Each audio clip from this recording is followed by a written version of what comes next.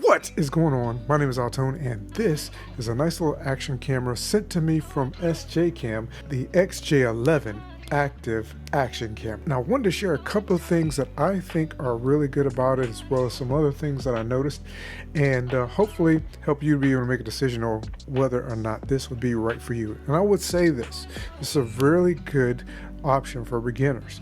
I think it's great. So let's get into it. First of all, what comes in the box? What comes in the box is the SJ11 4K 20 megapixel action camera, a waterproof case, a frame, 2 batteries, 2 pieces of 3M double-sided tape, 2 helmet bases, a lens cover, action camera adapters, USB cable, cleaning cloth, a battery charger, and a 32 gig micro SD card. Let's talk about the camera itself. First of all, you have your 1.3 inch front facing screen, and you have also your 2.3 inch main screen. You have your power button and shutter button on the top. It also does another function that we'll talk about in just a second. On the side, you have a door that you can open up, and on that door you have your USB-C port for charging, as well as connection to a computer, and your micro SD card slot that will take up to 128 gig micro SD card. On the bottom, you have a quarter 20, as well as your battery slot that takes your 1300 milliamp hour battery. So this guy is really cool. To start him up, all you do is hold the power button down for a couple of seconds and it will turn itself on.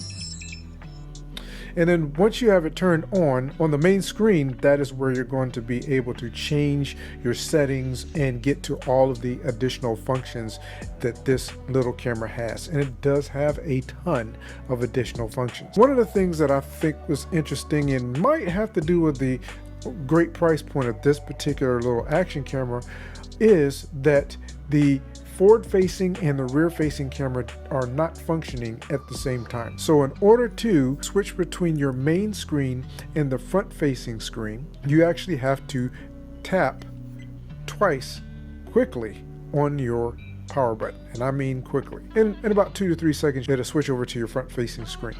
Now, when it switches to your front-facing screen, you will have access to start your recording, turn your recording off, or take a photo using the top power button, but you will not have access to the touch screen on the rear to go into your settings. So if you want to get back to the touch screen on the rear, you have to also quickly double click the button, and it should take you within a couple of seconds back to your rear facing screen, and then you can use the touch screen to get to some of your functions. As I said, that's an interesting way of doing things. It just adds an additional step for that particular function, but it still works, and so I think it's okay. The unfortunate thing is that if you do not watch this particular video, you may think when you receive your camera that your front-facing screen is not functional. And until I learned how to use that power button to switch between the two, I actually thought it was not functioning, and I thought I was going to have to reach back out to SJCAM for them to send me out a different camera. But it so happens that that is the function, just a double tap, and you can get access to your front-facing camera. So let's talk about a few of the specifications of this awesome little camera. Your main screen is 2.3 inches, and your front-facing screen is 1.3 inches. You have an up to 154 degree field of view. Your max resolution is 4K at 30 frames per second. If you want to do slow motion, you can actually go up to 120 frames per second, but your resolution will be 1080p. There is a free app that you can connect to because it does have built-in Wi-Fi, and they actually even have additional accessories available for this camera, like this wrist remote that you can use to control different functions and features on this little camera.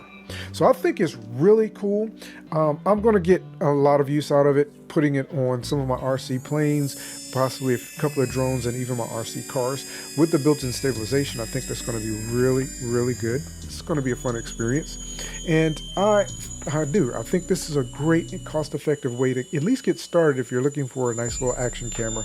This might be a really good choice for you if you're looking for something a little bit cost-effective, but still provides you good quality. So thank you so much for coming by and checking this guy out with me. I really appreciate you, and I thank again SJCAM for sending it out for me to try out. Again, I'm going to get a lot of use out of it. Thanks again, and I look forward to seeing you again in a future video.